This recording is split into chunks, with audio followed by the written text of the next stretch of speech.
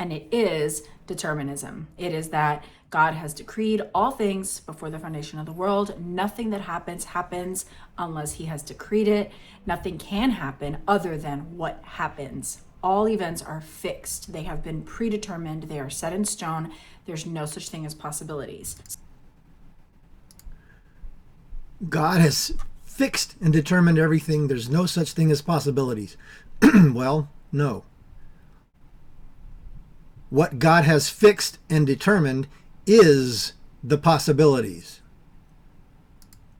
With God, all things are possible. All the things that are possible are with God. Not with man. All things are possible. It just sounds stupid even coming out of my mouth. And that's the message of the world. With man, all things are possible. Son, you can be anything you want to be. The possibilities are endless. That's the message of the world. She's preaching the message of the world.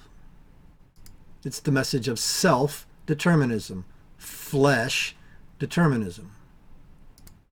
As if it's a good thing. But you're living in the flesh, just like I live in the flesh. What is possible with the flesh? What has God made possible by making you in the flesh? What has God determined the possibility of your flesh? You can see it. Your necklace, your nice clothes, your nice hair, your nice things, your nice house. These are the things God made possible with the flesh. It's what the flesh does. It lusts for the lust of the eye, the lust of the flesh, and the pride of life. And the pride of yourself coming out of your mouth, of what you can make possible.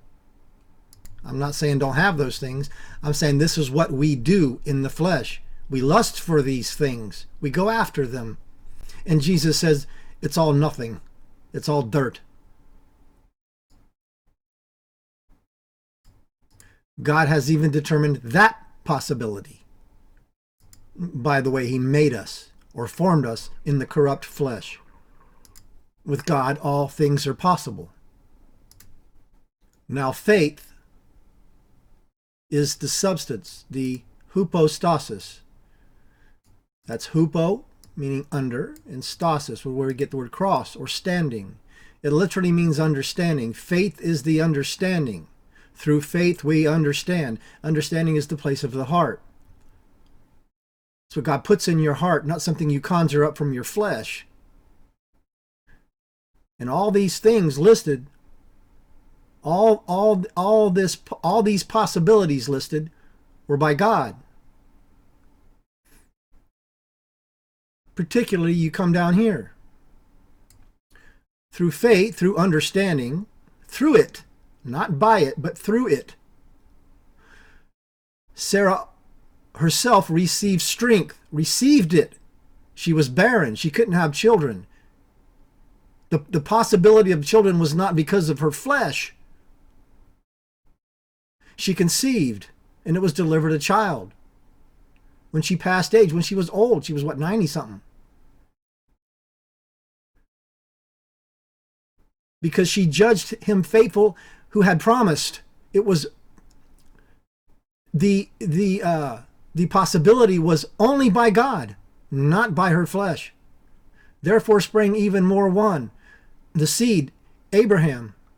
He had no seed, and she was barren. So the possibility was only by God determining it, not by their flesh. The reason I bow to God is because of what he had determined. Because the possibilities only lie with God and God alone. What is possible with God. That's why I bow to God. The possibilities are his determination and what he has determined. Otherwise, I have no hope. There is no hope in my flesh. The false preacher always comes looking good, looking good, looking nice, speaking nicely. Jesus didn't come speaking nicely. They killed him. Jesus didn't come saying, well, I love you all, and I just want you all to be saved and believe in me. If he had said that, they wouldn't have killed him. The angel comes looking like the devil comes looking like an angel of light, looking nice and pretty, speaking softly, speaking eulogies, fair speeches and eulogies. That's what they give at a funeral. They talk nice about things and the guy that's in the casket. They all do that. They can't fool you otherwise. That's one of the signs of a false preacher. My hope for what is possible, that is good for me, lies only in God. Only. Not myself.